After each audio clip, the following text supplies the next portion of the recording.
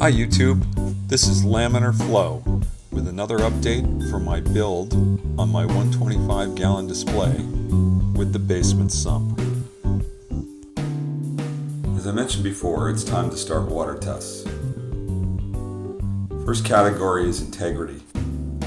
Think leaks. I did some of this while I was actually working on my cabinet before. I don't know if it was obvious from pictures. I'll show you that right here. What I did is I added caps to all of the pipes coming from the plumbing from upstairs down in the sump. I went to the corner overflows and I filled the pipes with water. And that's pretty much it. I just looked for leaks and let it sit for a few weeks while I was doing the rest of the stuff. Not a big deal, didn't turn up anything. It's not really a full test, it's not under pressure. My second category of water testing is flows. I've got a lot of different things I want to try here. My primary concern is whether I have a big enough pump to push the water where I want it to go from my sump back up into the display. So my first test on this, what I'm going to do is I'm going to isolate the return going into the corner and then just let the water flow back down from the corner drain there.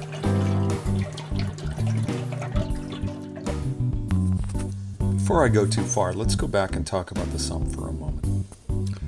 Pretty obvious I have no baffles in here. I used to have some in here. I took them all out. I wanted to start clean. It also makes it easier to slide buckets around and do measurements like I'm doing. I watched a video last week from Jay the Fish Guy on 5 things to consider when buying a sump. Most of these are things that I think I can pretty easily say I know what my choices are, or I'm going to put off those choices until later as I get further off into my design here. The last item was maintenance, which you might think in the standard classic form is not a problem that I have because I'm in a fish room downstairs. But in terms of maintenance, the bench height is a problem here. I made the bench at a height that's comfortable for me to work at, but the top of the sump is not comfortable to work at and I need a step stool to get there. So what I've been thinking for quite a while is I want to cut up this bench and drop it down a little bit so that I can get into the sump tank and do maintenance without having to step up on a stool. That takes me right back to my pump problem. So in terms of measurement, it's pretty straightforward. I've just got a 5-gallon pail that I'm going to time how long it takes to fill with various settings on the pump. And then I can compute flow rates from that. Go back and check the marketing graph that came with the pump that shows me flow rate per head. I can compare those numbers, see if I'm even on target, get an idea of how much head I actually have in the system. And I can also adjust the height of the overflow in the corner there. At the bottom of the tank with no pipes at all, I can add a pipe of varying lengths. I can add a foot of pipe, I could add 6 inches of pipe, I could add 18 inches of pipe. So those are the things that I'm going to try. I've got to gather data on that. And I have a leak. See on the paper towels. This looks like a rookie mistake. I don't see any primer on the edge of that pipe, so it's my belief that I didn't actually glue that. That sucks. Alright, shut it down. The good news is I have a union on the other side of that wall over there, and this one's pretty easy to fix. So let's get back to the testing.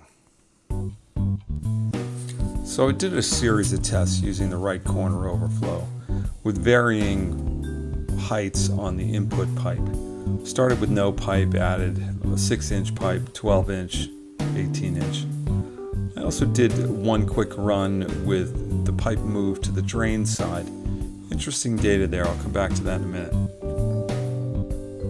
Using my 5-gallon bucket timing method, I took measurements at each of the pipe lengths for various settings on the pump. The data is here on the table. Max pump setting, gallons per hour for each of the different configurations is highlighted in yellow. Here's that data in graph form. First, you may notice that the flow rate as you increase in the pump settings is not quite linear. I guess that's to be expected. It does look like at the max speed though, the rate of flow is linear as I add increased pipe height. I think that is to be expected based on the graph that I got from Jabo. Looking at my flow rate numbers, I need to do a little bit of a unit translation before I can add in the marketing data there. With this, you can see I'm a little bit off in terms of both the slope and where I'm intercepting the graph. Turns out I didn't really account for head in the system, just the height elevation difference.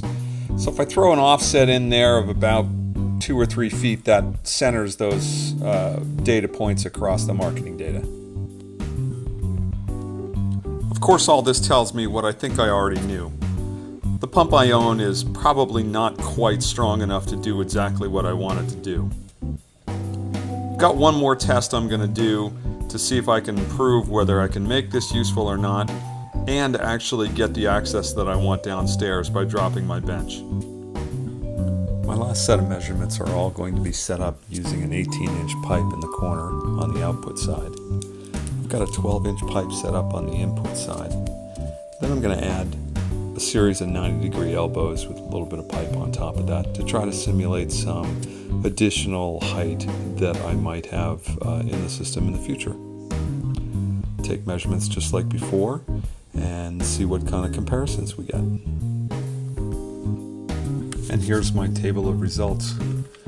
You can see that my gallons per hour definitely goes down as I add elbows. They don't go down a lot. Certainly not enough to match what I expected to see, given that I've been told that adding an elbow to the system would increase the head pressure by a single foot. If I graph these numbers don't really make sense. Again, it shows that it's not representative of a foot in terms of head pressure. Either way, my initial testing has found a leak in my return system, shown me that my pump will certainly work. Maybe it has to go at full force, but will work for my system near term. And I think I'm ready to fill the whole tank and do some further testing on the other drain pipes on the left side.